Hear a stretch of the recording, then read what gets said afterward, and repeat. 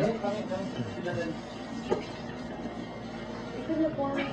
assalamualaikum Pak. Waalaikumsalam.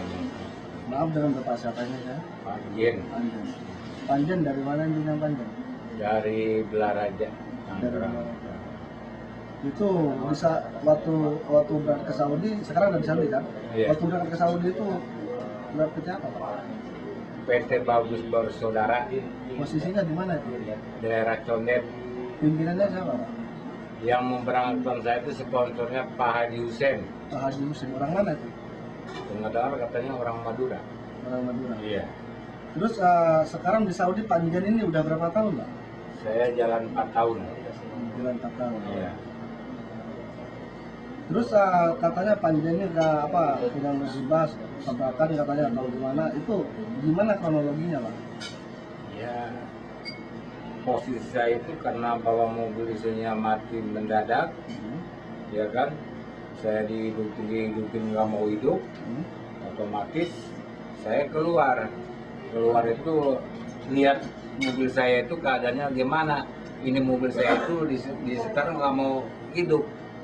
Nah udah gitu saya turun lihat ke bawah itu, ke ban mobil saya itu yang bawa sama saya, rodanya tuh ke kiri. Saya lihat itunya patah karotnya. Tuh. Ya saya istilahnya tuh ngeliatin itu sambil lihat-lihat kendaraan, lalu yang di belakang saya itu nabrak mobil pantat saya. Tahu-tahu saya lari dihajar sama dia. Ditabrak sama orang Saudi itu yang bawa mobil. Ini kejadiannya udah berapa lama Pak? Ya jadinya udah hampir 9 bulan sama sekarang. Ini kok bisa terjadi dipotong kayak gini kakinya ini gimana Pak? Ya dokter bilang katanya saya itu harus dipotong, ya kan? Kata dokter katanya ada penyakit gula. Kalau nggak dipotong buru-buru mungkin orang ini almarhum, kata dokter. Pengakuan dokter itu. Terus masalah kejadian ini sudah diketahui enggak sama bapak kita? Ya saya udah mengadu ke Sabara, ke bapak kita. Alhamdulillah ya saya bertemu sama Pak Ropi sama Pak Erwin yang menangani saya itu. Tolong Pak, saya bilang begini, saya itu pengen dipulangin, pengen buru-buru pulang. Kata Pak Erwin harus sabar, karena katanya ke mahkamah juga ada pertanyaan.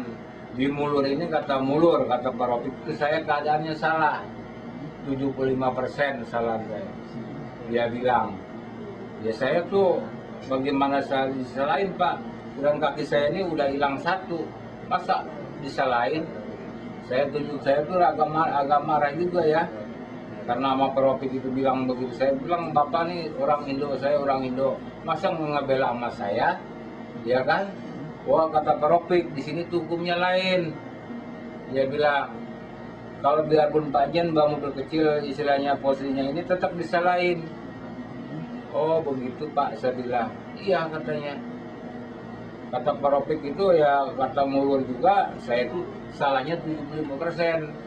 Panjen ini tahu dapat duit atau enggak, walahan Panjen katanya harus ganti orang yang nabrak saya itu.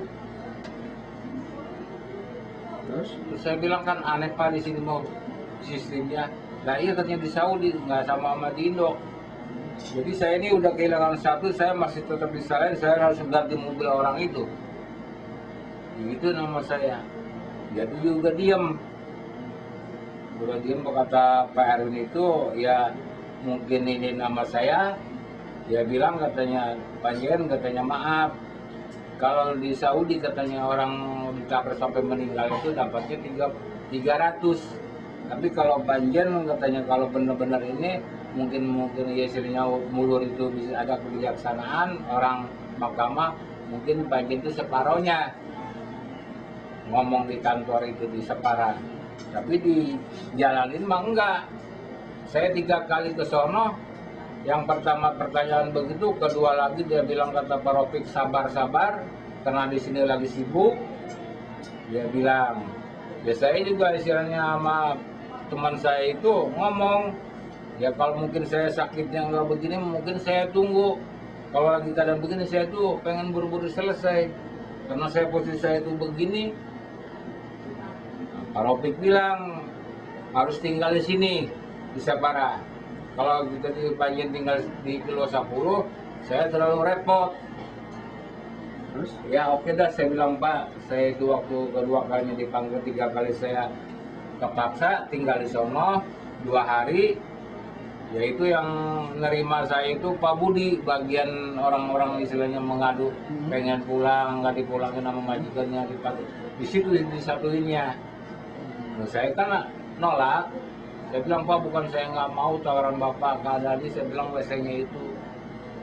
Sedangkan saya kan nggak bisa buang air itu, nggak bisa ini, harus WC duduk, baru saya bisa. Tapi PR itu gimana kalau tinggal di sono, katanya di Kilo 10, kan informasinya jauh. Saya tuh ngomong, Bapak kalau mau kasih informasi saya, misalnya ada saya panggilan ke mahkamah, kasih tahu sama Pak Haji, saya bilang, ntar Pak Haji yang ngoling saya. Tapi jangan cara mendadak. Misalnya besok ini hari harus ngomong. Jadi kan saya bisa siap-siap. Akhirnya kemarin itu terjadi, saya suruh tinggal di Sapara tuh, alhamdulillah tinggal Sapara.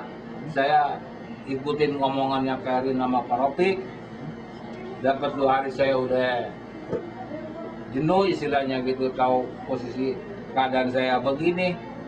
Ya emang makan mah alhamdulillah dikasih sama dia. Cuman kan saya bawa ini sama obat, ya kan, obat penyakit gula itu. Sama aja bohong, nggak ada yang ngurus. Ya kata Pak Budi, emang di sini katanya Panjen nggak ada yang ngurus. Bang sekarang gini aja, tunggu di rumah. Katanya bila mana ada panggilan dari Pak Ropik sama Pak Erwin, Panjen siap. Saya bilang. terus ada panggilan salah satunya. Ya nggak ada.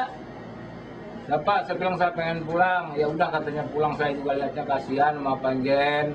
Di sini juga tahu sendiri katanya statusnya nih, Panjen tuh nggak boleh ditaruh di sini. Di sini tuh orang sehat. Kata Pak Budi itu yang nerima saya di sono. Nah, saya kan gimana? Saya ngomong sama teman saya, ngobrol. Saya udah permisi sama Pak Budi suruh pulang. Bila mana ada panggilan dari mahkamah baru saya diinformasi. Saya siap. Tapi kalau selamanya tinggal di Separa, saya itu nggak mau.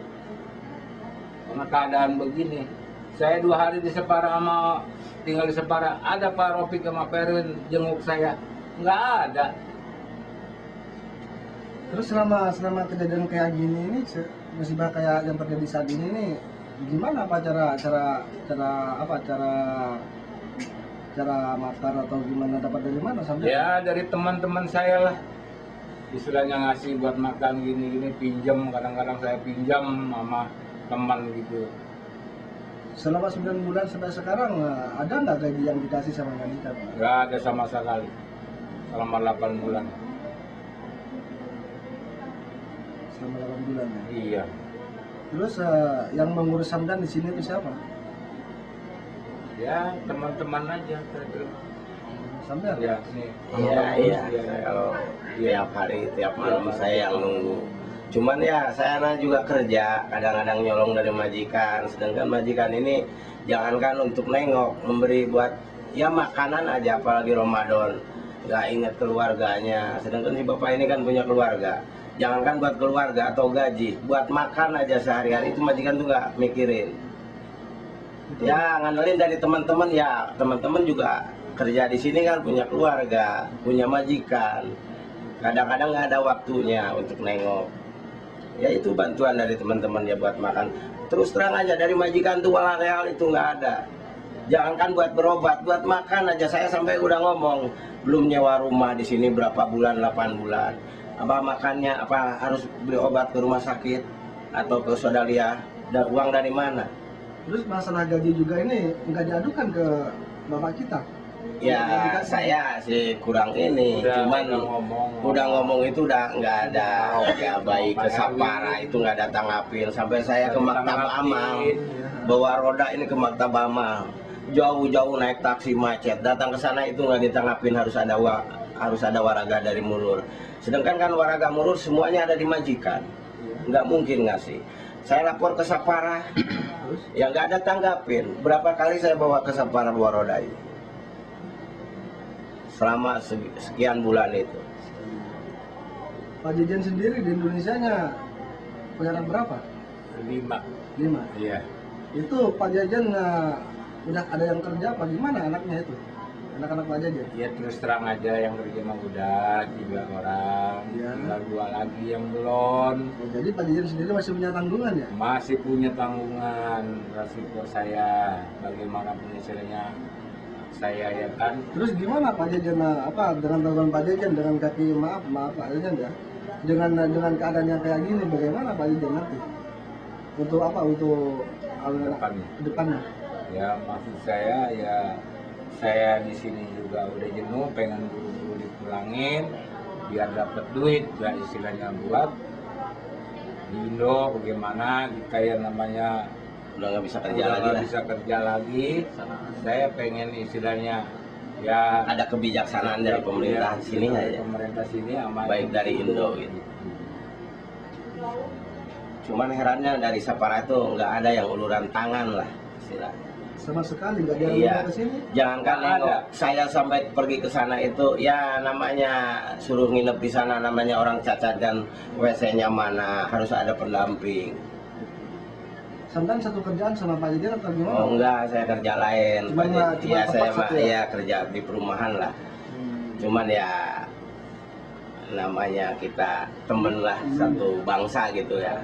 Kalau dari siapa lagi kalau bukan orang kita yang ngurus gitu. Jadi saudara family nggak ada. Terus kedepannya Pak Jejen tuh maunya gimana Pak? Kedepannya Pak? Kedepannya itu gimana maunya?